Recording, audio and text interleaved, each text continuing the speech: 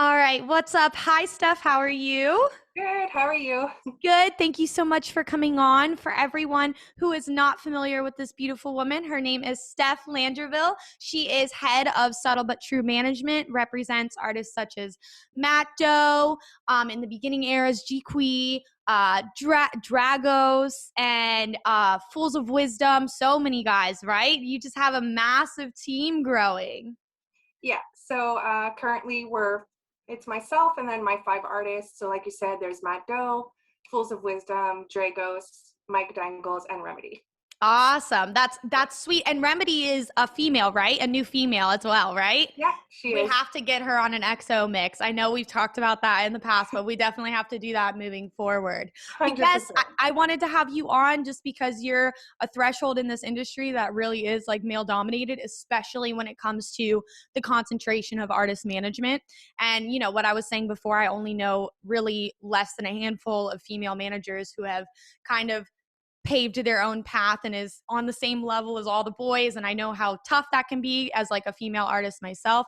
So I think that's like super dope. And how's it been kind of through quarantine? I know you're in Canada, so it's a little Yeah. bit different than Florida. Yeah. But are you guys in lockdown and stuff right now, or So everything actually switched up yesterday. okay? It's been kind of on and off. Like we had a pretty big lockdown. It's been a month and a half now, about a curfew. So we have to be in by 8 p.m., can't leave the house. From 8 p.m., I think it's till 5 or 6 in the morning. Wow. And they just now are slowly starting to open things back up. Hmm. Museums just opened up, stores opened up again, like malls. That's Schools awesome. are allowing students to go back to school. But restaurants are still closed, obviously, like venues, anything like that is still closed. Gyms are still closed, which has been Hmm. like a huge thing, like a big, Sucks.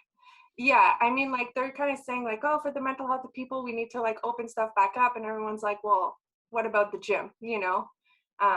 So, I mean, I definitely agree with that. Our I mean, I'm in Florida, so I'm pretty much in the state that the rest of the United States would like to be disconnected from. But we've yeah, we've had our gym since May, which is fucking insane comparing the wow. two different time differences. But you know, just from that like March to May, I know especially because we have jobs that are primarily focused around sitting down, being on our computer, being on our Mhm. phone. The gym was such an outlet to me to allow myself to get up and get out energy and get out all this stuff. And like running's all good and grand. I mean, I can't imagine running in the winter in Canada. That's kind of a tricky feat there. But I couldn't imagine just kind of having my outlet besides making music like taken away from me like stress wise for almost I now it's been almost a year. That's like Yeah. insane. It's wild.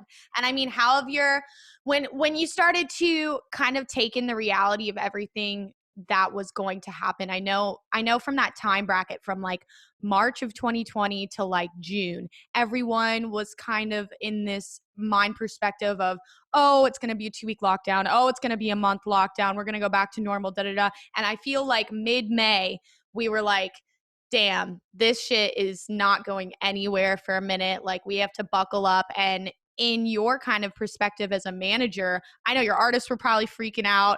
I know, like, because so much of what we do in our industry is based on live performance and live shows. And that's how the majority of us make our income. So explain to me that situation of what you guys had to work through when you kind of had the reality set in that COVID is like here to stay for a while, and no matter where we live, nobody had it under control in North America, period. And Yeah. what you had to change to move forward and make sure your artists are still progressing. Well, like you said, I think that first initial like 2 weeks was kind of like a, oh my God, we're getting 2 weeks off. Yeah. Like I think there was kind of almost like a, it sucks what's going on, but cool. Like we get to kind of take things slow and everything's, at our pace right now for the next 2 weeks. Um, and then obviously, as you said, things extended. So it was a huge adjustment for sure. We had, most of the year booked for shows, festivals, etc. So we were really looking forward to that. Um, but I think it was different with each of my artists because they're all at like different levels and we're all kind of, none of their vision and their whole brand and their idea is the same. So it was a little bit of different adjustment for everyone. For someone like Matt who had He was going to the States for the first time. He had his visa, Ugh. we just literally sat on our counter for a year, unfortunately. But, I think that was one adjustment, that it was like, okay, well, what can we do now to keep that momentum going and to keep people interested and to keep everything going. So we had a lot of meetings. Like, something I do with my team is we meet once a week all the Mm-hmm. time at a very set time, and we kind of just brainstorm ideas and talk about like what we can do um, to kind of just stay relevant right now and Yeah. to like keep things flowing. I think in terms of my artists, it was just making them realize that this is like a year that you could sit down and really focus on the art aspect. To Mm-hmm. sit down, work on your music, work on your production, do tutorials, go back to the basics, almost like a refresh of everything they already knew, and to Yeah. kind of just like rework on it, and to take time also for, branding, which maybe we had a bit less time to focus on beforehand, Mm-hmm. um, which is important, obviously. Yeah. But, I think now we had way more time to just be like, what is the vision here? Like, what color schemes do we want to go with? What kind of fonts do we want to use on our posts? Like, Yep. how do we want our social media pages to look? It kind of took us away from what do we want our fans to see when we're at shows and when we go to festivals, and what do we want the whole world to see as a whole on our platforms.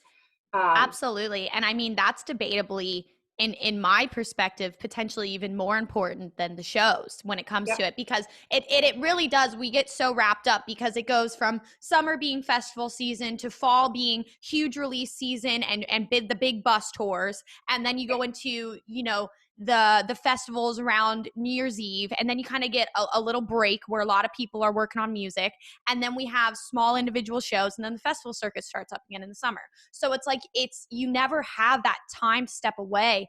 But I think the most important thing is saying about that like big worldly perspective, because at the end of the day, even if shows were going on or not, a show reaches such a small percentage, let alone the percentage of being an up and coming artist, which all of your artists are. When you've got people at shows, most of the time, especially in the position that I'm in, as well as your artists, we're not going to be headlining quite yet. And a lot of the time I've noticed just, half the people there aren't necessarily coherent. The other half of the people don't really know who you are. And you might get 30 to 40% who walk away who say, wow, Matt Doe was fucking kick ass. Let me go look him up. Let me go find him. Let me go follow him. And Mhm. it's like when you take that away and you say, okay, now we're trying to appeal to a broad spectrum where we've got people all over the world who are now unemployed, who are now just on their phone all the time, looking for things, trying to discover things. It takes this whole different aspect that you can push out as an artist, whether it's Twitch streaming or doing virtual Yeah. DJ sets or lessons or X, Y, and Z. That's another point of exposure, for your artist that I think really will help in the long run. Because when we went into this, I feel like I kind of saw this like division in our scene where it was these people kind of had this perspective of like, oh, it's a break. And then it became a very long break where they weren't releasing music. They weren't really present on social media because they weren't on the touring circuit. And then you saw these guys that now I really think will be on these massive lineups when we come back, like Asora, like Mhm. Control Freak, like all of these guys who were making killer music.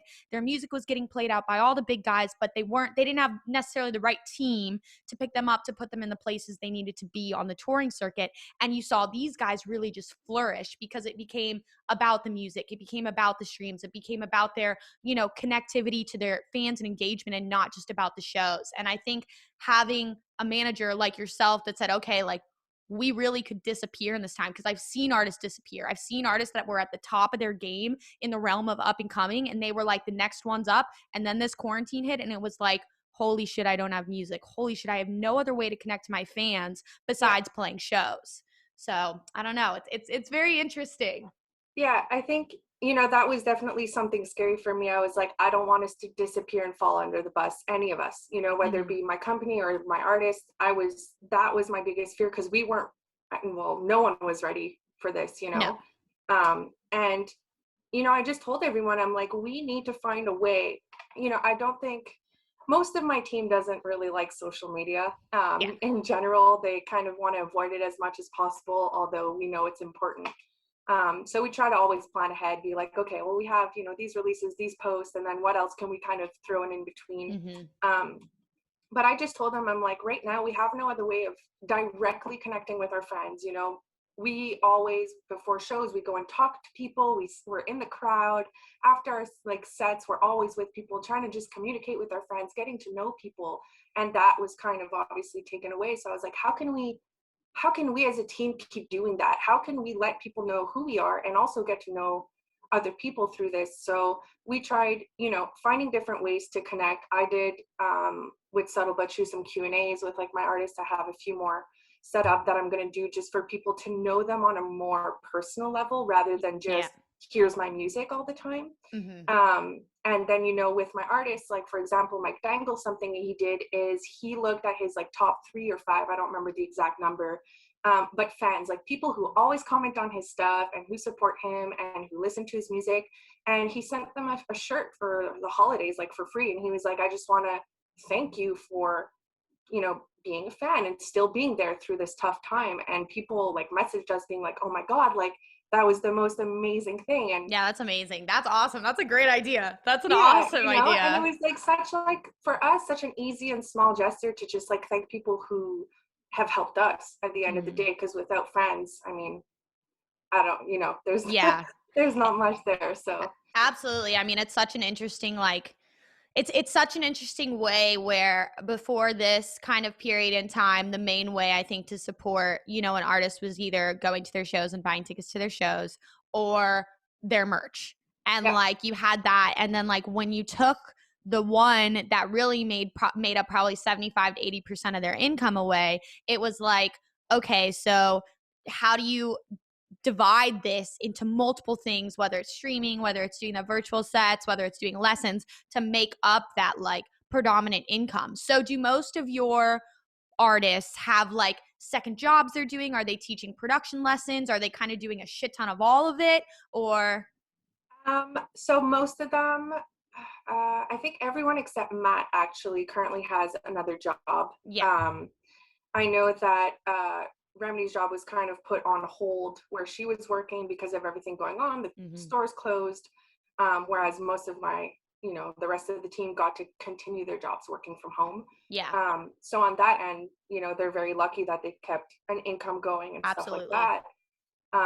Whereas, you know, for someone like, you know, even Remedy or Matt, who Remedy didn't have her job, Matt just had stopped. We kind of both put our all into music together. Matt was at that Um, position though. Like he's one of those people who I was disheartened for because of this year, because I feel like you and Matt and other people had like this was going to be like their jump year. And there's always like a yeah, jump year when they take it. And it's not like it's not going to come again. He's had strong releases all fucking year, but it's like this was the year that Matt, yeah, pull away from the job. This is going to be my career. And we're ready to make that jump.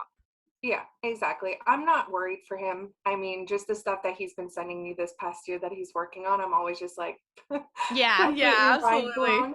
blown. But you know, I think it was hard for everyone. Like it was such like a change of pace, and you know, even him, he's like, man, like I just wish we could have had the shows we had lined up. You know, I was so excited, and I'm like, but they're still there. They're gonna come back. You know, whatever, whether it be Absolutely. next year or this year or who knows at this point. So we just need to focus on like I've been saying it to everyone, just keep making music, because when shows come back and we get super busy again, you're going to have less time to be doing that side of it. So if you're just Absolutely. ready and you have, you know, let's say 3, 5, 10, I don't know, IDs ready to go, that's one stress less when things get back and we're like super fast paced trying to go to shows every weekend or festivals or, Mhm.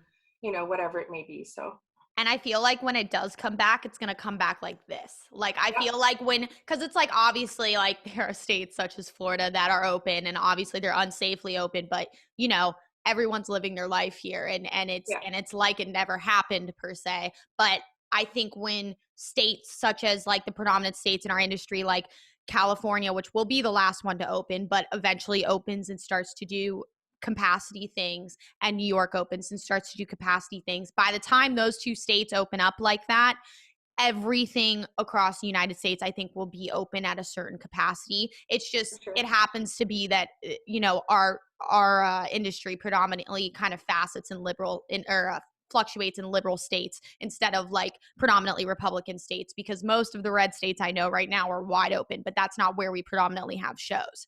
Yeah. So I just feel like when that does happen, it's going to be like this, and Yeah. everybody's going to be like, all right, let's go. We're ready. We're ready. We're ready. So I think having that kind of output of music and having that stuff in your back pocket is going to be so beneficial as an artist. And I think, obviously, I know like everyone's gone through some sort of mental capacity where they have not been in the best place. I mean, Yeah. I have, everyone who in this industry who I've talked to has, and I think it's just from the facet of no matter what position you hold, you do have an addiction to this industry. I know I have an addiction to being on stage. I had a residency that I performed every week. I was touring on Saturdays and Thursdays, and Yeah. you do that for two years, and then you say, okay, wow, I haven't done it for X amount of months. And you're like, why am I crabby? Why am I fucking depressed? Like, why am I Yeah. this and that? And it's because, this is what you love. And I think in our industry more than any, like social interaction is a need, is like an essential. And when you take that away from people, I think that feeds into like the negativity happening on social media platforms and this and this and that, because everybody's just going like stir crazy. But Yep. when, no matter if you were kind of in that headspace for longer than others, I think it's so important to do what you said. And it's kind of like focusing on the full vision. Like, what do you really want your sound to be like? What, Mhm. what's that icon that's going to match with your sound that people are going to know it's you before your name's on it? And all of those things are just so important, because I think right now there's so many things that we're not seeing happening behind the scenes with these really big artists. And I think once everything starts to make that jump and Live Nation starts to say, okay, we're having shows, we're doing this in states that are closed, you're going to just see an insane output of music from these very top guys, like Yeah. Porter's new album, like this and that are all preparing for these massive tours. And it's like, and if you're an up and coming artist and you don't have music output or music set to be released, then it's going to be a very difficult time trying to stay ahead with the big guys who have all the support behind them already. Yeah, 100%. And, just touching base on what you were saying about how everything's just going to kind of open up from one second to the next, I'm so curious of how that's going to play out for us in Canada. Because here we've had, I think, from what I know, we've had like one drive-in show that Yeah. like I've heard of. Um, so I'm just curious because right now our border is technically closed. Like people from the States can't come here. We can't go there unless it's essential. So I'm just curious, like, will the States open and then us in Canada still not be able to go? You know what I mean? Like Oh that's my what like God. I blows didn't my even mind, think and like, about that.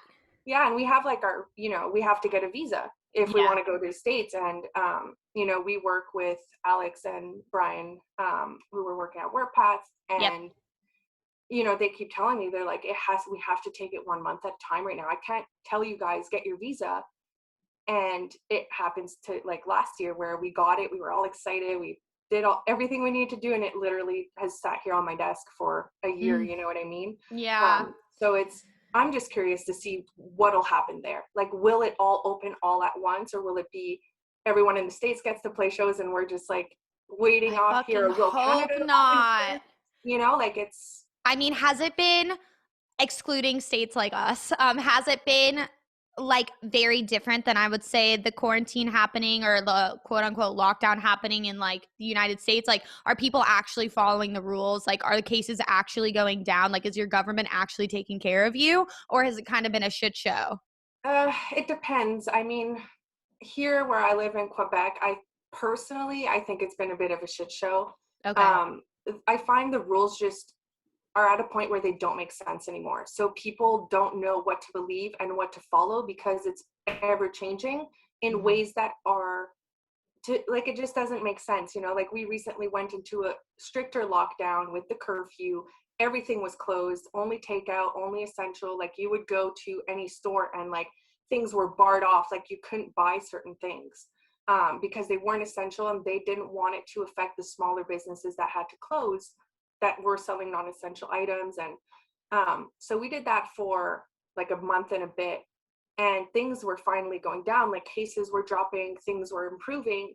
And as soon as there was a bit of improvement, now they're like, okay, well, we're opening museums and malls, but gyms are staying closed and this is staying closed. And like it's just a little bit all over the place in my opinion. And Wishy-washy. It has like yeah. no meaning behind the actual like conveying of it. And it's like the biggest problem I have, especially here, is like I look at like states in California, and obviously I have a lot of friends there. Like obviously our industry is predominantly there. Hmm.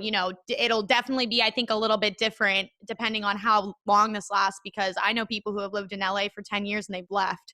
They're like, Yeah. the homeless is so bad. We're not being taken care of. Other places in the United States are open, and they're just leaving. And it's going to be very interesting to see what happens, after this ends, because I think the people in, California who I've spoken to, they're just like, we don't understand the reason why now. Like, we Yeah. don't understand why this is allowed and this isn't allowed. And no one was prepared for this, but it's just super hard seeing all of these people in LA where, the living price is like times 3 of anywhere, any place else.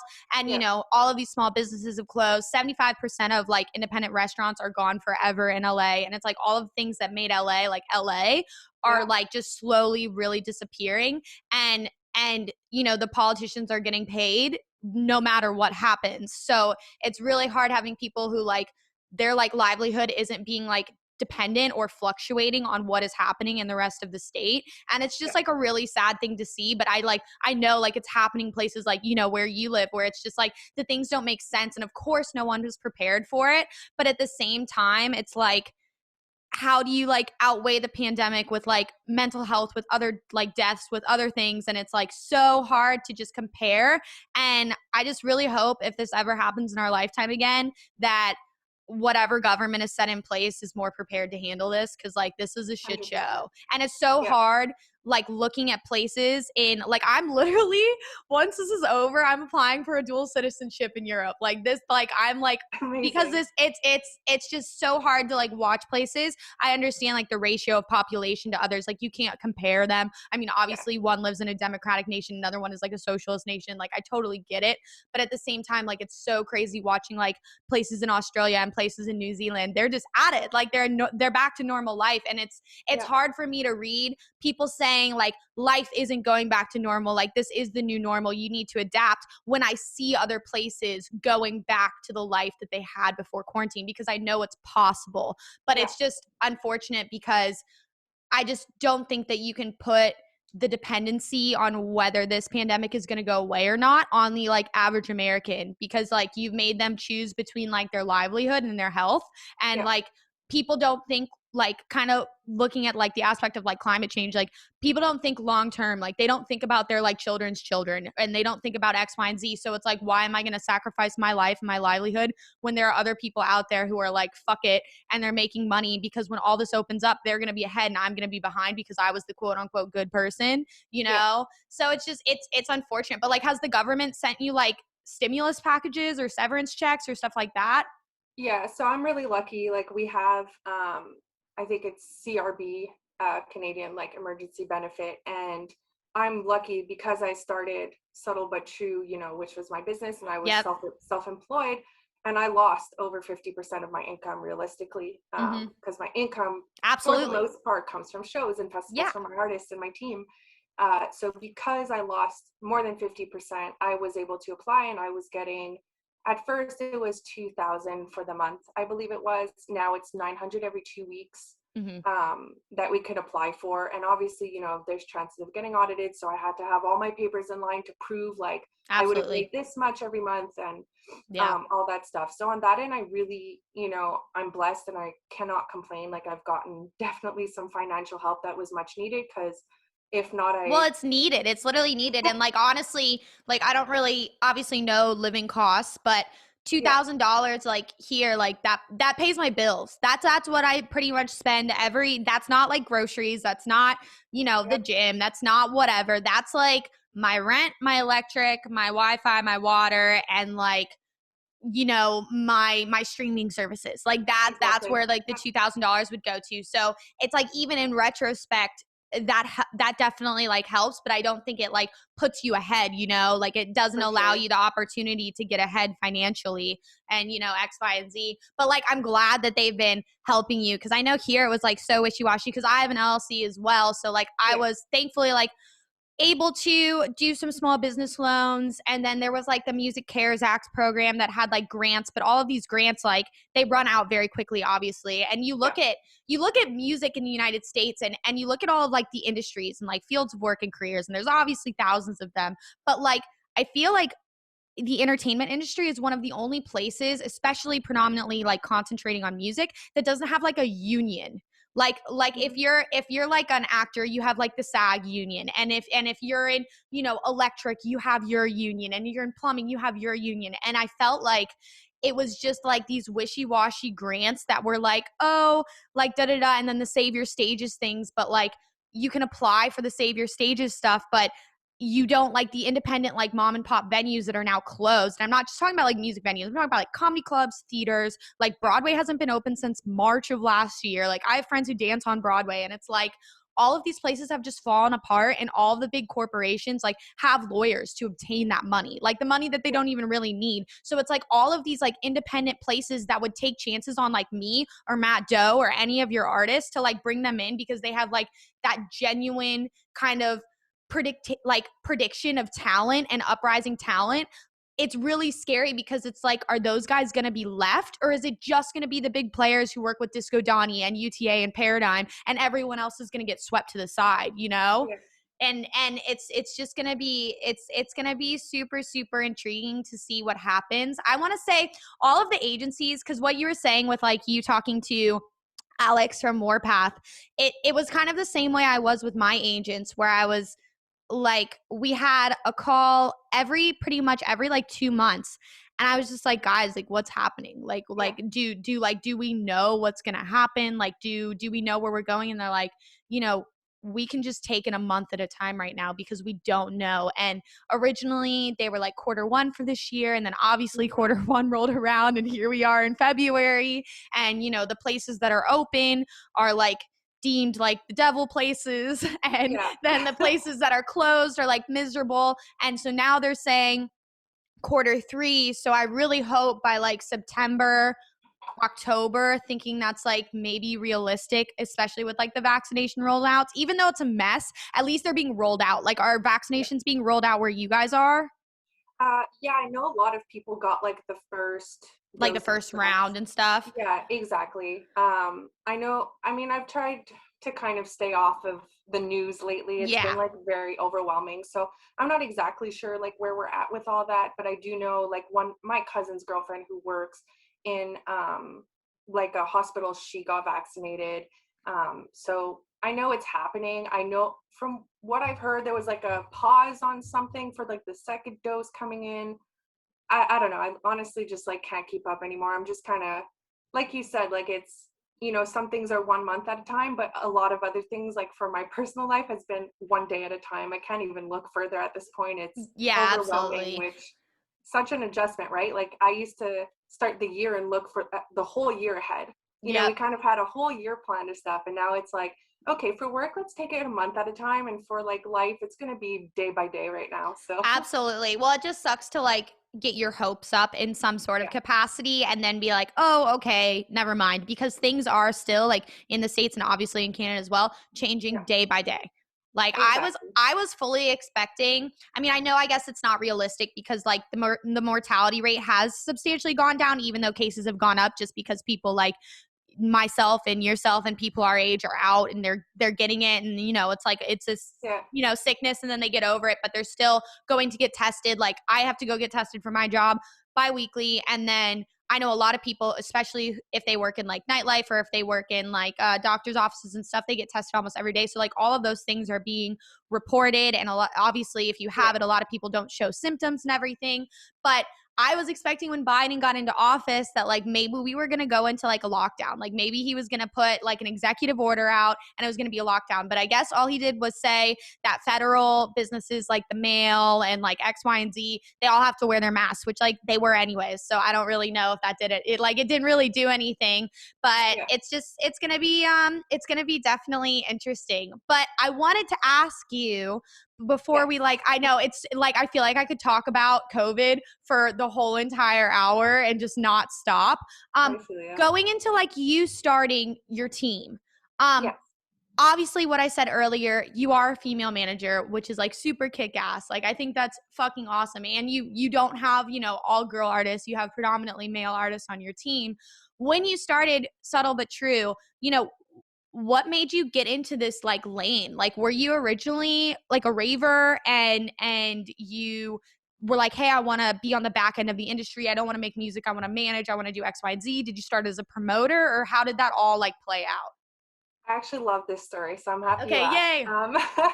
So I was actually at this place in Montreal called Beach Club in 2015, and I show up and there's this duo on stage called Frat House, and they're killing it, like Okay. absolutely killing it. Yeah. Um, and one of the guys in the duo was Matt, and I didn't know him at the Oh, time. So, okay. and I was just like blown away, and I was like, I need to meet this guy. I was like, there's just something about him. He has like, he's got it, you know. And I walked up to where his previous manager was, and I was like, hey, like, do you think I could get a picture with those guys? And he was like, okay. And they were like super giddy. They were like, oh my God, yeah, like super happy, you Yeah. know. So we took a picture together, talked a little bit, and then that was that. And then 2 weeks later, I went back to the same place, and Matt was there again. I'm like, you're that guy, you're that DJ. And we just started talking, like hitting it off. And he ended up going solo right afterwards under another alias. And my boyfriend and I, we were just like obsessed with his music, his mixing. We just started following him everywhere, going to all his Yeah. shows, and just like slowly kind of progressed and became friends. Um, and in, I want to say 2018, if I'm not mistaken, we were just kind of hanging out. He was no longer working with his manager since everything like kind of had fallen through with the duo, and he was helping both of Yeah. them, and he was kind of just doing everything on his own, and I was always like in the studio with him, like you should do this, you should do that, doing paperwork for him, just Oh, that's cause, you know, just awesome. Yeah. kind of helping him out. And he's like, Steph, like you really, like you get it. And he's like, you should look into management in the music industry. And I was like, I don't know what I'm doing. Like, no way, you know? And he's like, no, seriously, like if you want, let's start working together. Like, just help me with stuff. I'll tell you what I think you need to learn. And, you know, we'll kind of do it together and see where it goes. And I was like, all right, well, if we do it, you have to change your name. Cause I wasn't, I don't know, it was Maradone, and I still can't even pronounce it myself. Yeah. And And it if was you very, can't pronounce it, other people are no way in hell going to be able to pronounce it. exactly. And like he was very attached to it. And I'm like, you could keep it on the side. Like, I don't mind, but like, I think we should try something else. And like, let's both start fresh together. And Yeah. he was like, okay. And at first, you know, we pitched a few ideas, and I was like, what about Matt Doe? And it was this originally spelled with an H, like Doe, you know? Yeah. Yeah. And then he's like, nah, like it's not right. There's something off. And he accidentally like misspelled it with an E. And I was like, I like that. And he's like, me too. So we kind of just went with it. Um, and then I was still working at another job at this point, and it was a lot, like just working with him, and trying to get so much momentum with him. Like we were doing branding stuff all the time. I'd be at work, like answering like calls for him, like on the side, and my boss would get so mad at me. Yeah. And I was like, okay, like I think I could, you know, I'm really enjoying this and I want to learn more about it. So Matt, when he went to a school where it's like a production school, but they also do everything like management and, you know, the business side of like the industry. And Awesome. he gave me all his books, all his notes, and I just like started studying for like Oh, sick. 6 months. I just like studied, and then I got, you know, I think everyone knows this book, but the Donald Passman like music Oh, industry yes. Oh my Bible. God. I literally, no shit. I have it on my bookcase over there. I Yeah. love it. And I just like study, I reread it all the time just to like Mhm. refresh my memory and stuff. I love Um, reading books. I wish they were like okay. more of a thing, but they've been like outsourced in like our generation for some fucking reason. And Yeah. like I love sitting down to like read a book, like especially Yep. if it's on music, like the entertainment industry and all that stuff. 100%. I read like at least 15 minutes every morning as soon as I get up, and same thing, I'd go to bed falling asleep with my book in my hand and read Yeah. throughout the day. Yeah. But yeah, listen, I mean, that's kind of how it started in terms of the management side. And then I kind of wanted to take it that next step. I was like, I'm liking this. I do not like my like what I'm doing and Hmm. the rest of my life, you know, and I'm like, this is really calling to me. So we were actually just hanging out, my boyfriend Jeremy, Matt, and I, and we were just going for a walk. And Jeremy was like, "Oh, I'm cold. Like, can you go get me a sweater, Matt? You know, we're at Matt's house." And he's like, "Sure." And he brings out this funky sweater. Like, I've never seen a sweater, like weird colors, like zip up, like way oversized. Like, no way this ever fit him. Yeah. And on it, it had the letters SBTM on it. Oh, And he okay. just kind of like started like joking around, like making like, words with it. And Yeah. then I was like, what if we like take out the M? I'm like, I don't know, like maybe it's too many letters. Let's just like come up. And we were trying to like think of names for like a company or a record label. I don't even really know. And I think it was my boyfriend who was like, what about subtle but true music? And I was like, huh. I was like, subtle but That's true so music. That dope. has a ring to it. Yeah. And originally I wanted to keep the M and do like subtle but true music, subtle but true management, subtle but, and then I was like, why not just subtle but true? Like just Yeah. clean and easy. It can be Uh, anything in the future. Like it can be anything. exactly. Yeah, exactly. So then that's how, that came to life. And then I just started meeting more artists. Matt introduced me to Fools of Wisdom. Hmm. Um, Loved them, went to one of their shows. Like They're great. they have this crazy energy, these guys. Like they're two clowns. They're hilarious people. Um, Oh, just so like happy all the time, and like they joke, and like their energy is super contagious. And then I met Mike Danglez, who again, just great guy. Like we just got along, and I brought them both on the team. They were kind of my next little recruits. yeah. Um, And they and all then do stuff different than Matt. Like all the genres are very different. yeah, yeah, 100%. I don't think like none of my artists sound the same. None of my artists have like a similar vibe. They're all kind of just doing their own thing, which I love because Which is there's great. such an influx of like different stuff coming in all the time. And I'm just Hmm. like, yes, this is awesome. Yeah. But it opened my eyes too to like such different music. Because when I first met Matt at that show in 2015, he was playing like G house, like bass house stuff. Okay. Like that was his thing. And then I was like, you have a sound that would work in dubstep. I'm like, let's try that out. And we ended up finding this like super old song on his computer called Day and Night, which was his first release as Matt Doe. And I Yeah. was like, this is just like, this is cool. Like I've never heard something like this. I'm like, you're putting this out. And he's like, no, it's not that good. I'm like, who cares? Worst case, we delete it. I'm like, just put it out. Show the world what this is. See if it works, and we'll go from there. And I mean, kind of That's took so dope. off. No, because he's one of the like, thankfully, I think, especially now, there's more producers that have a signature sound and style that's kind of out in the open post quarantine, post pandemic, because you have all these guys that have like flourished. And like, I know when I hear an Ace Aura song, I know when I hear a Matt Doe song. So that's Yeah, so funny that his original sound came from like G House bassline, because it is definitely not G House bassline what he makes now. But I can yeah, understand like the like infusions of like his sound design that comes from that style of music. But yeah. he changed the BPM, he changed the signature style and like the other things that flow underneath the sound design. And that's really dope. That's super, super cool. So do the other artists live in Canada, or do you have guys all over? So everyone lives in Canada.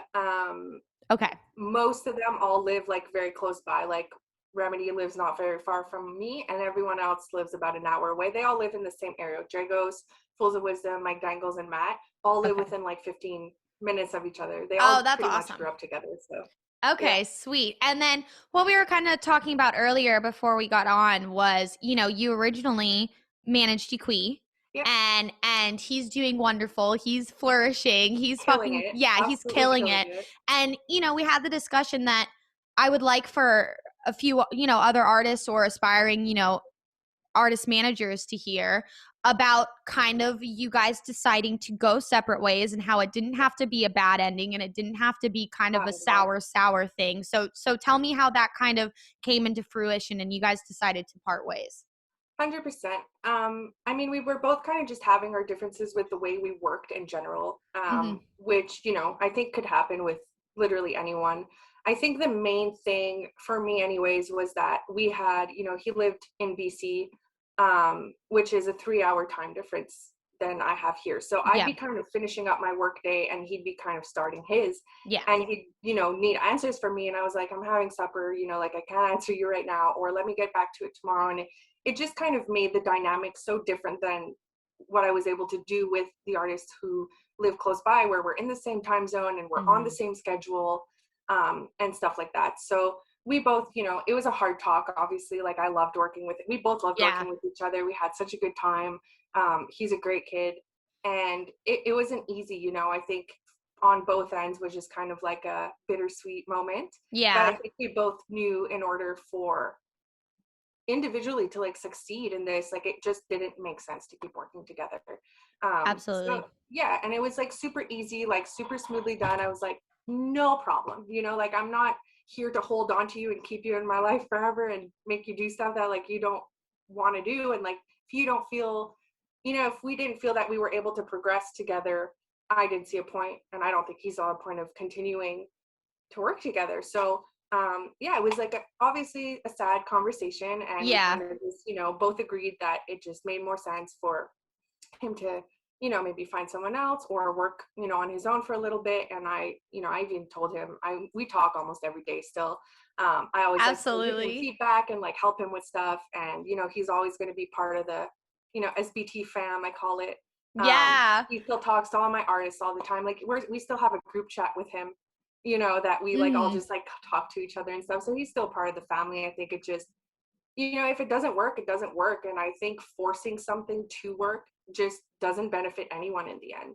Absolutely. And I think it was more stressful for us to work together than it was pleasant by the end, because we were like trying to please each other and like making sure, okay, like, I want to make sure that I'm available like at night, you know, for him, because we have a time difference, and he wanted to try to be available more maybe in the morning, and like it just wasn't working with our schedules anymore. So Mm. you know, and I'm so happy because at the end of the day, you know, he's not on my team, but like I said, he's still such a good friend. And I think his career blossomed even more after, because he was, you know, we didn't have that like pressure to like, oh my god, I have to call her at this time, and oh my god, like, I need to get to his this info before this time of the day, you know. Whereas like, yeah, I mean, I think that's pretty much it, you know. Yeah, I think that you guys had like a good form of communication, which I Yeah. think, especially when like an artist's career starts to get busier, I think if Yep. that communication is like not established and put as a priority, like in the relationship, it can get like really bad. And then Exactly. just like anything like in life, change is usually like harder. Obviously, like it's harder to like change your like day to day, or it's harder to change your team, even though it may mean like a better kind of outcome result at the end. But it's always so Yeah. hard asking like I had a manager before that it was in like kind of the same situation, except I was like so scared to tell the manager that like, hey, like I just don't think we're like right for each other. But Yep. because like you as like a manager in your position, like you guys really sacrifice like so much, not only like financially but just like time wise, like until an artist is at a certain point in their career, which is debatably like past the 50% mark, and like in this big kind of like tiered level that all of us artists get put on, it's very hard for like a manager to get their like worth out of it, I guess, like on paper or like data wise. So to have like an individual invest like so much time and heart, like you really have to love the project and like love Yeah. what they're doing. And I think like that communication facet is just so important, because then I feel like if the communication isn't there, it leads to like this like resentment, and then like you leave on bad terms, which is just so Exactly. shitty when you've like spent time together. And like no matter what it is, like in my past experiences, like I've always made progression with every like Yeah. team member that I've worked with. So it's always kind of like down the road, you know, if Jaquee blows up to be some huge fucking dubstep artist, which I know he's gonna be great, like he's gonna I blow hope the fuck up. Like that. the team expands, and it's like everyone who I've ever worked with, like I like having and maintaining a good relationship, not only because, you know, down the road we might find the right opportunity to work together again. And it's so Exactly. important, especially in like kind of this circle of like up and coming artists, up and coming like aspiring, you know, TMs, artist managements, A&Rs, all that stuff, that we kind of keep good relationships with each other and stick together, because 10 years down the road, like there's a huge possibility that we'll end up working with these people again, because the Yeah. scene isn't that big. It's like any other like predominant field. Like when you get into this circle in like the bass field and like you know, in bass music and dubstep, whatever, you kind of just start to see the same names and the same teams and the same people running everything. So it's like it's important to just like have that communication facet and do that. And I feel like when I work with girls, it's a little bit easier for me to communicate than when I work with like guys, just because they're guys. So I can't imagine like just being like an artist manager and like you having to communicate not only with like mostly guys in the industry, but most of your artists are guys too. So like, have you ever been put in positions, like I know I've been put in positions where I've been like, maybe not said directly, but your words haven't been taken seriously, or like X, Y, and Z because you're like a female. So like, have you ever gone through something like that? I mean, not that I really know of. I don't think, I think I'm really lucky that all the artists on my That's team, awesome. yeah, no, Yeah. I think, all the artists on my team are really good friends before Hmm. anything, which I think is so important. If I can't get along with you on a personal level, how am I going to work with you every single day? You know what Yeah. I mean? So that respect for one another and that understanding of each other was already there before I started working with them. And, it's something I do with anyone who wants to join the team or any artist who's already on the team is I get to know you first as a person. I don't even allow people to talk business with me. If that's the first thing, like, it's like, I want to work with you because then I'm like, whoa, I don't even know who you are. Yeah. Um, so we really got like, I took time with everybody. I knew, Matt, I knew like for 4 years before we officially started working together. Someone like Dragos, I knew for like 2.5 years before we started working together. And I just take that time to get to know people so that we already build that respect and that relationship together. Um, and I think, they wanted to be on the team because they know that I could bring something to the table as much as they could bring something to the table as well with their art. So there's so much respect there. And everyone I've connected with so far in the industry, it's been just good experiences for me so far. And the ones that, I got bad vibes from, I just was like, I don't need to talk to this person if I don't want to at Yeah, the end of the day. absolutely. And yeah, no, it's, I'm very happy to say that it's only been, good experiences. If people didn't take me seriously, well, then I had no idea. And I mean, that's on them, not at me at that point. Yeah, So definitely. No, absolutely. And I feel like now more than ever, thankfully, like I've had like a few run-ins, but nothing like I guess you would say that's like detrimental, but it's kind of the yeah, attitude that you have where it's like if I get that vibe that like you don't respect me or you do X, Y, and Z, like there's like a million other people who I can talk to and probably get the same service from or collaborate with or do, whatever from people who respect you. And I think there's like a predominant kind of group of people right now that like really want to see whether it's women, whether it's people of different races, like really come into their own in this industry and yeah, whether it has to correlate with quarantine or other stuff. I feel like this focus has finally been kind of put on the people who serve as like minorities within our industry, and the discussion has like now kind of opened up. And it's like that's why I started this podcast, that's why I see other people like discussing it, because it's like this issue that kind of gets like swept to the side, yeah, and it's so important, and it's so important to like further our industry and develop our industry over time if you discuss these things that should be like brought into light. And I feel like the same goes with like mental health and like all of that other stuff. And it's like I feel like you as like an artist manager, like when I look at an artist, like I see them, but like I also see their team. And so it's yeah, like when I know that like someone's like going through it or they've had a really bad problem or something bad has happened, it's kind of like, okay, like where was their manager at, where was their TM at, like where were they all at, to be like there for yeah, them and like to keep them in check. Because I feel like, I don't know, you can tell me if I'm wrong too, but I feel like especially in your position, like not only like are you like a mom and a boss and like X, Y, and Z, like you also have to keep them in check, because just as like being artists, like your mind wanders. And especially, down the road when like Matt yeah, Doe is touring you around, like that shit gets to be a lot. So yeah. yep. I mean, it's kind of like the number one thing with Subtle But True, and it's part of my vision, my mission statement, my everything. Like on my website, it's there. Mental health is my number one priority. At the end of Yeah. the day, if my artist is not okay, everything else can wait. And I tell them that all the time. I'm like, if you are not okay, like if your health is not 100%, mentally, physically, whatever, I want to know and I want to help you, and everything else, let me handle it. Let me kind of put that on pause for you to take a second to breathe. Yeah. And I think that's so important. I start every meeting, with you. Like I said, we talk about once a week. We do team meetings every 3 months about all together. And, it's never like, okay, guys, like, it's first and foremost, how are you? Like, really Yeah. though, like, how are you? Are you struggling with anything? Is anything going on at home?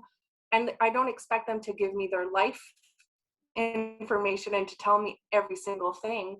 But if they're not okay, and people have told me, like, especially this year, it's been hard, not only for them, for me. I've had some Hmm. weeks where I had to tell the team, like, guys, I need to take the week off. I can't do it right now. And I will not bring anything to the table because I'm not in a good mental headspace. Hmm. Um, and, I think that just, I love that we're talking about it. It's so important and it's so like taboo still to talk about. It Um, is. And I just like it's don't understand. I'm literally like we exist in like sorry, I didn't mean to interrupt it's you. okay. No, We no. we like exist in this industry where I think there's so many other things besides like substance and alcohol abuse, but like Yeah. and it's so much better than obviously what it was 20 years ago, but like it's like all of this stuff still happens and I think people just like neglect the fact that like when you're living in that environment it takes like a very strong like soul and person to like consistently say no, Yeah. consistently be like, okay, like this is where my head's at, da da da, because it eventually takes a toll on you. And it's so hard, even after like the losses that our industry has kind of gone through this year. It's like, why are people not talking about this? Like, why are people still like putting it to the side? Because like I see this kind of stuff happen and I know these people are on tour with their TM, with their photographer, with whatever, going to each stop. And I'm like, where were you guys? Like, where were you guys to say, hey, like, get your head out of your ass. Like, this isn't how you're supposed to be doing. Like you either need to take a break or we need to get you some help because like you're like all that stuff, even if I don't care if you're a DJ, like your body's still built like a regular human body. And that Yeah. takes a toll on you physically and mentally to the point where I feel like a lot of people just get to this spot, especially like very big, like touring musicians, where if they're kind of still in their 20s, like early 30s, it just kind of becomes like a way of life for them. And then Yeah. it's like, what happens when that way of life is taken away and you no longer have access to all of this stuff and you're just at home and you're like, what the fuck is going on? Like, what's going Yeah. on in my mind?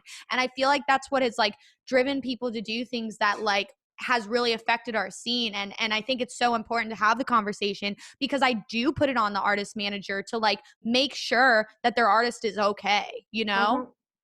100%. And like, I encourage my team, whoever can afford to see a psychologist and to have an outlet of someone else to talk to other than, I'm there, but I'm not a professional when Yeah, it comes to the mental absolutely. health side of stuff. I've dealt with my own stuff. I see a psychologist every week. I, have talked to a life coach who actually works in the music industry. She's great. Her name is Eileen, and I don't know if you've ever heard of the That's Unicorn awesome. Mothership. No. It's basically like a whole coaching thing, but for like anyone in the EDM scene, really, from managers to label owners to artists. And she just kind of like helps you get like your mind set better and to make you realize that some things are out of your control, some things are in your control. Hmm. So why not focus on what you can control and kind of just let go of the rest? If you can't control it and there's nothing you could do about it, there's no point of continuing to stress over it. Yep. And she just Especially brings now. That's like ex- such. such a big thing right Yeah. now, and she just brings like so much to the table. And I think that's the thing. There are resources in our industry. They're just not spoken about enough and they're not presented enough and they're not, you know, I just think it needs to be like more, like so much more. I have Yeah. all these ideas for, subtle but true moving forward. And, because mental health is so important to me with my team, I want it to be just as important for people who aren't on my team. I want to Mhm. kind of provide a safe place for people. I don't know how yet exactly. I do have like my little brainstorming board with like all these little ideas of, Yeah. safety and mental health and stuff like that. But I think the first thing is to just like talk about it because I don't think people realize how much people in our industry are suffering from mental health a lot. And like you even mentioned, like the whole drugs and alcohol aspect of it's right there all the time for you. When you go to the shows, like it's inevitable. It's there. And I think, just taking proper precautions with that thing, like all that stuff, for my team, it's, probably not a usual thing. And like, even when I tell, other managers, there's surprise sometimes. But part of my contract with my artist is I have a drug and alcohol kind of clause in there. Um, and I'm okay, like if you're gonna have a few drinks before a show, like or after, it's okay, like if you want to smoke a joint, it is what it is. Like it's not the end of the world. But I have like a no tolerance for hard drugs at shows. Like Yeah. while you are at the venue, you are meeting people. This is your job at the end of the day. I do not let my artists perform under the influence. Like even with alcohol, like it's very like I will be like, you're getting half of your stuff before your set. Like if they choose beer, let's say, or even a bottle, I'll take away the bottle like halfway through. And be like, Yeah. let's continue drinking after if we want to, but there's no point of going on stage all like messed up and stuff. No. Like this is your job. And And it's like, safety for like even like when they come and watch, like let's say Matt comes and watches Fools of Wisdom, it's mhm. part of the contract as well. If you are at the venue to come watch someone on the team, you are not to be like super messed up on drugs. And like not that I Yep. have to worry, like I'm very lucky, I think everyone kind of dabbles and has had fun, like present, past, whatever it may be. I know, some people have had some struggles with it in the past. And I just want it to be, like I said, like a safe place where it is your job at the end of the day and you are a public image you want to give off. Like I want my team to represent something positive and something that people realize, like we don't need drugs to have a good time at raves and at shows and at festivals and stuff, and Yeah. I don't know, it's so not everyone I talk to about this are like, that's not very like usual. I've never heard No, someone it's who does that, but amazing. But it's amazing. And it's like everything covering like what you just said, like in the last 5 minutes, like it starts like with people who have ideas like yourself, like me, that are like open to having these conversations for like the average consumer to listen to, as well as industry people and as well as artists, because that's how like our industry develops and becomes mm, something different, is when like people like you and me become enough in a greater number that have these roles to start implicating these things. And it's like, as an artist, like I can set an example. Like if I were working at like Goldman and Sachs and I was going in to clock in, do you think I would be railed off of something? Like, no, absolutely not. exactly. Like when you walk into the venue, not only, if I was your artist, am I representing you as your team, I'm representing everyone else who's an artist on my team, as Yeah, well as myself. So it's like, why would you? It's like, if you really love it and you're really in it for the music, like, why would you ever jeopardize an opportunity that's been given to you for you to showcase your music and showcase your art? And like, you don't know who you're gonna meet. You never know exactly. who you're gonna meet. Like I met the talent buyer for Bass Rush at a show off wind that I wasn't playing at, that I went back to back with the headliner. And it's like, then I met him and I was in the right mindset to have like an open conversation.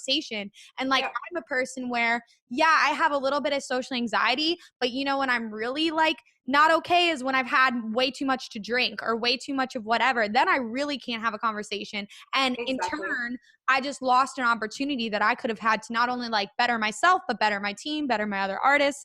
And I think that's like something that's so important, because I just like can't ever wrap it around my head when because I do have the residency, I see a lot of headliners who come in and I see these guys who are either like super, super seasoned. They come and they do their job. They have such a good head on their shoulders. Granted, I get it. They're like 35 to 40. They've been doing it for a really long time. They're past that phase. But then it Mm-hmm. also like hurts my heart when I see people come in and, they'll leave bags out, they'll leave all this other stuff out, and they'll go on stage and like they forget their headphones or they forget this and that. And I'm like, Yeah, this is your job. Like you have 5 things you got to bring with you. Like I don't understand how hard it is.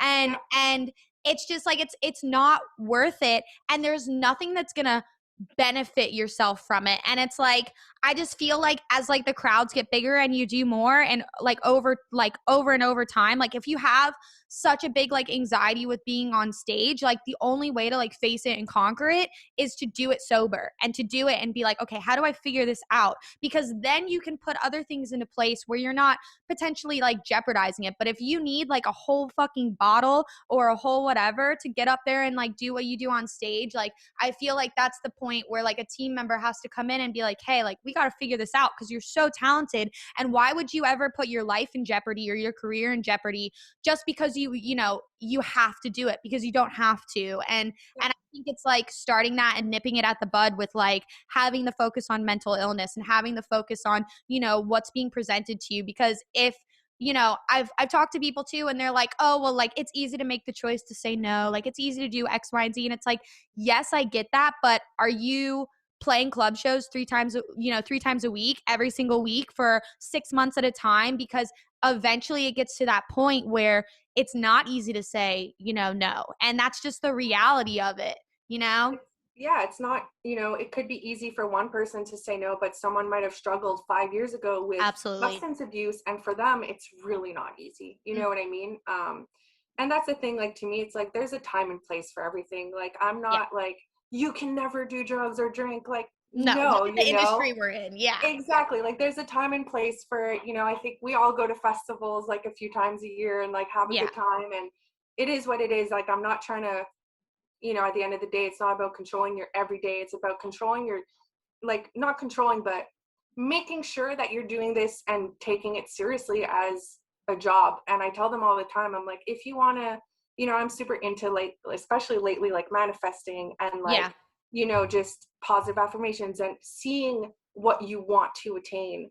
And I'm like, if you're not acting like a superstar per se now, like, when I tell them all the time, I'm like, let's say you get to a point where you're playing like one of the biggest shows of your life and like people recognize you everywhere you go. Like, do you want to be recognized as like, oh, look, it's that guy who like I saw doing XYZ or whatever and who's always fucked up at their show? And like, then I'm like, I don't think any of us want that, you No. know. Yeah. And I'm like, why not? I know that we're young and like we could have fun and stuff, but it is a job. Like, if you're going to your government job, you know, where you sit at your desk 40 hours a week, are you showing up and like having like 10 beers while you're there and like doing whatever? No, you're taking it No. seriously because you need to function. And it's the same thing in the music industry. Like, you still, you know, especially because so many eyes are on you too. Yeah. Um, Especially now. especially, exactly, you know. And Yeah. it's, I mean, I don't know, I think, you know, it's to each their own, but I think also, you know, if you start to kind of experiment with, you know, and doing drugs and doing like drinking a lot before your shows, it starts off small, but I think, you know, from what I've seen, it always gets bigger. It always gets um, bigger. Yeah. and it just, it's so easy for it to become an addiction. It's so easy for it to become dangerous, and, you know, it affects your mental health, like, Yeah. at the end of the day. And like, it's just, to me, it's just not worth it. And, you know, I kind of, all my artists understand it. You know, I'm, like I said, like, I'm really like lucky that they're kind of all on the same page when it comes to that stuff. But it's also appreciated because they're not, you know, we usually go to as many shows as possible. Like, we all kind of go together. Yeah. I'm there a lot, you know, my boyfriend comes and we're all sober. Yeah. You know what I mean? It's not like, I need you to be sober, but I could do what I want. No, No. I'm working too. You know what I Yeah. mean? Like, we're all in it together. So we'll have maybe a beer or two, of course, you know. Absolutely. I mean, But that's part of like the social surrounding, and there's absolutely nothing wrong with that. But I loved what you said about like manifesting and stuff, and it's like having like that vision in mind. And like I think when everyone has that vision in mind, something that I've seen from like talking with like the Black Tire Sex Machine guys and like talking with people who are very seasoned and very successful is that they prioritize their physical and mental health through yeah, all of it. Like that's part of the vision. Like you want to be like EDC headliner, you want to be doing this, you want to be touring year round. Well, like I hate to break it to you, your body and your mind should be in top peak physical mental condition because you're enduring so much stuff already just from the fact of traveling, not getting on a regular sleep schedule, things that like are basic human essential needs to be able to function correctly. You take a lot of that away when you're touring, so you have to like prioritize it over the top by the time you're there. And it's like that is part of the vision. Like the vision in most people's minds, I think, doesn't include you having to have a copious amount of drinks or substance abuse before you go on stage. Like that's never anybody's intent. But I think when certain artists get to this level, it's just kind of like a downhill spiral. And then, but like before that spiral gets to the bottom, it's like a little bit too late for them to really like kind of like save themselves. Like they have to have a team that goes in and says, okay, intervention X, Y, and Z. And it's like, it's not you doing it because like you're like a mom or you're like a whatever. It's you're doing it because you care and you like want the best for them. And you know their capabilities and you know their potential as artists. So it's like I'm just not going to let something stupid that wrecks 9 out of 10 of these kids, you know, happen to you. And that's just comes from like a heartfelt sense of caring and like friendship, which is so important within these teams. 100%. And like, it's so sad to see, you know, like there are so many stories of artists in the industry who kind of go down that So path many and stuff. talented And artists.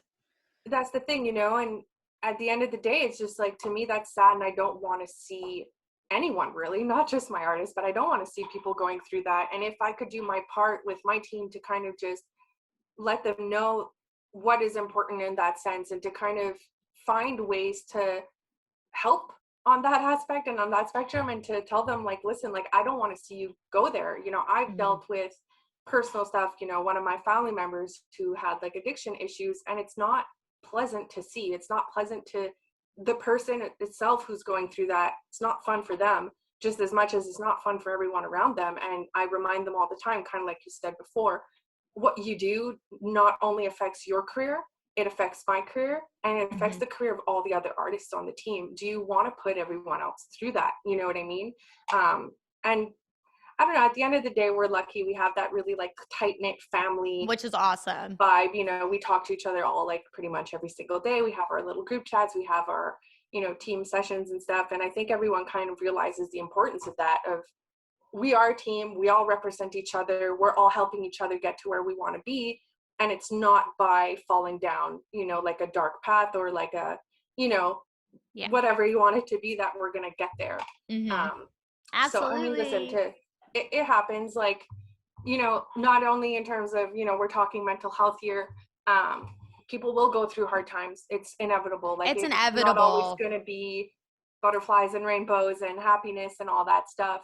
But if we're all there for each other and we could support each other, and we don't have the extra, you know, weight of like having drug problems or needing to drink at every show and like getting super messed up and then not sleeping and like waking up the next day not being able to work and all this stuff, you know, it's like small steps that just kind of help when things are even harder, to not make them go even, you know, spiral downwards. Because you're going to run into problems inevitably, especially with like social media and XYZ nowadays. Like, your artist is going to run into something. There's going to be something down the line that people just don't fucking agree with. And like, that's hard enough for like people to deal with. And especially in like a time right now, like, I think people for some reason have like forgotten artists are like humans as well. And like having people attack them on social media and having this like cancel culture, like, I understand like cancel culture and accountability are two different things. I understand both should be, you know, brought to light, but, you know, like telling someone that they should die on Twitter or telling someone they should X, Y, Z, like those things should never be said. Like they should never be said, and they affect the person directly. Like,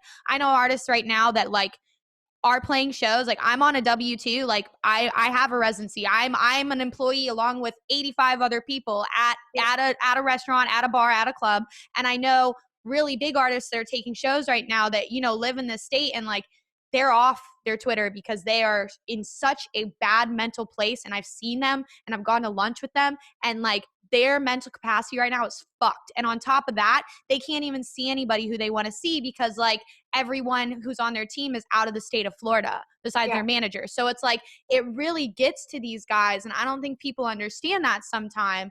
And I just hope when, you know, hopefully in the next, you know, few months, we start to kind of go back to normal life. And I think the second that people are able to go out and do, you know, what they did before, or take some mental capacity to, you know, go outside and actually, you know, go back to their daily lives, I think that negativity will slightly diminish, but it'll always be there. And it's kind of concerning because like, I hope it just doesn't continue to go down this like negative path, because that's not why we're here. And it's like, there's like lights in the industry, like such as you, like such as me, such as so many other people that are like why the industry is what it is and what it's like built to be, and hopefully what it'll like continue to become. But I think it's just so important to keep those things in mind when like approaching like the social media aspect. And that's why it's so important to just like try, if you can, to like wipe the whole substance and alcohol abuse to a certain level, off the board, because there's already other things to deal with. I mean, as an artist, like, you get told no 1,000 times. People hate your music. People love your music. You want to get on this label. The label doesn't want you. You don't have enough data, da, da, da, da. It's like, there's so many other facets that you have to deal with on a day-to-day basis. Exactly. And like, just on the point of social media, it's been crazy, especially this year, in my opinion, because Oh, God. everyone just on, you know what I mean? Like, everyone's just like reading into stuff, and Yeah. it's been tough, but something I do, because it was getting to a point where even me, I was freaking out. I was like, do I post this? Like, do I not post this? Like, and like, I don't keep up with like too much. Yeah. When it comes like Twitter, like, I'll kind of scroll through and like I'll do like a few things here and there, but I try, like, as soon as I see drama, I'm like, nope, and I just like close the app. I'm like, I cannot do it. I need to get better at that, because it ruins your mental capacity. Like, I've like taken my phone at like 9 o'clock at night and I put it in the other room and I don't touch it until the morning, because like, I hate going on Twitter and seeing like something bad towards like a friend of mine or something bad towards me, because then like I'll go to sleep and I'll like dream about it and I'll be like, fuck, dude, like, this sucks, like, da da da. But yeah, it's definitely gotten to the point where I think everyone needs to try and limit that. And I think it just takes like a certain mental capacity. Like a lot of people during quarantine, like, they went out and they furthered themselves. They got a degree online, they got certifications, da, da, da. But then like, predominantly, there's this bigger percentage of people who just became like absorbed by social media and absorbed by the phone. And it's like, it's the only thing you can expect when like people are like not, financially okay. They don't have jobs. They're being told to stay inside. I mean, you're going to get angry. Like, you're going to get angry people. You're going to get people who are frustrated, and they just take it out on people who they know are going to see it and who they know are going to feel affected by it. And it's like a really fucked up thing, but that's kind of where we're at right now. So hopefully, as time goes by, like, it'll start to get better. Fingers crossed. Fingers crossed. And I mean, I think it definitely will, but I like greatly appreciate you coming on today and talking all of this knowledge. I'm so excited for like your team and Matt and Mike and Fools of Wisdom and all of them. I'm really hoping that like by the end of the year we can meet somewhere. That would be really great. Yeah. Hopefully, if not, we'll be there like next year at a festival and we'll all get to meet and have hugs and all of that 100%. stuff. But thank you so much, Steph, for coming on. Everyone, please check out Subtle But True. Wonderful company. Represents a multitude of up and coming bass artists that are just going to be killing it in the next few years. But yeah, thank you so much, Steph. I'm going to link all of your stuff underneath, and yeah. Thank you so much for having me. Yeah, thank you so much. I'm just going to stop recording.